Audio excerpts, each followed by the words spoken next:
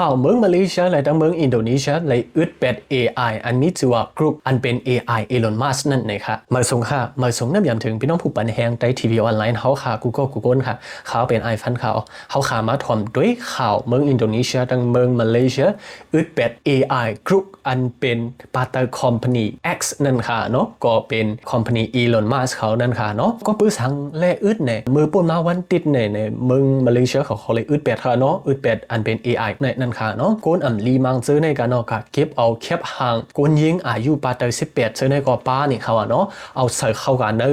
เขาว่าเป็น AI ในนั่นค่ะเนาะเขาเฮ็ดปันเขาถอดโคเขาเจอในนั่นค่ะเนาะ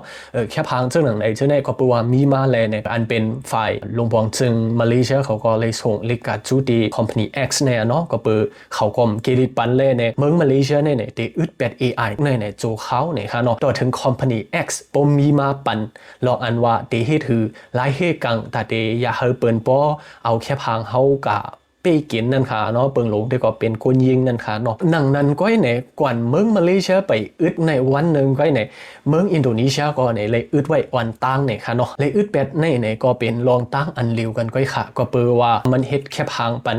เจออันกึ่งดีเลยเฮ็ดนั่นค่ะเนาะก็เปิดเจอนั้นในคอมพานีอีลอนมัสเขาในเดหรือเอาปุ่นพรเนี่ยสองเมืองในเด็กก็ปักเสนอการเกลิดอันในไว้เขาสองเมืองในก็ในมิบเฮอคอมพานีอีลอนมัสเขาอันเป็นคอมพานี X เนี่ยเฮอทัดสางปันเฮอขึ้นเมปันเจอในสังเจอว่าเขาเฮ็ดมาลองเฮ็ดกังเจอในจึงในเมืองมาเลเซียและในเมืองอินโดนีเซียเนี่ยที่อึดไว้เฮอปอตัวจัวนั่นค่ะเนาะที่เฮอปืดเอานั่นค่ะเนาะก็เขาขามาด้วยกันเนี่ยจ่องเจอเมืองมาเลเซียและตั้งอินโดนีเซียก็ห้า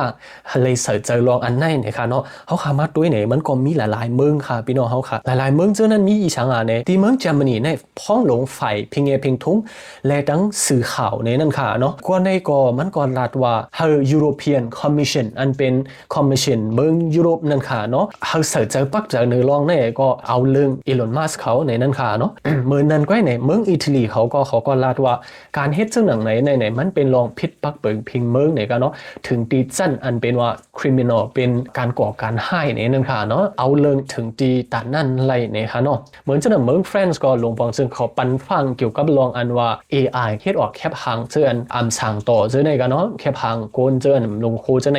ลอยไล่ลองปันขว้างตีเจ้าของแคบหางนั่นค่ะเนาะอันนี้ก็เมือง France เขาก็ปันฟังไว้นะคะเมืองในก็เมืองอินเดียก็มือป่นมาวันที่2ในเมืองอินเดียเลยส่งลิกกว่าจูดีคอมพานี X เกี่ยวกับรองอันในนั่นค่ะเนาะเขาปันเขาย้ำคอมพานี X ไว้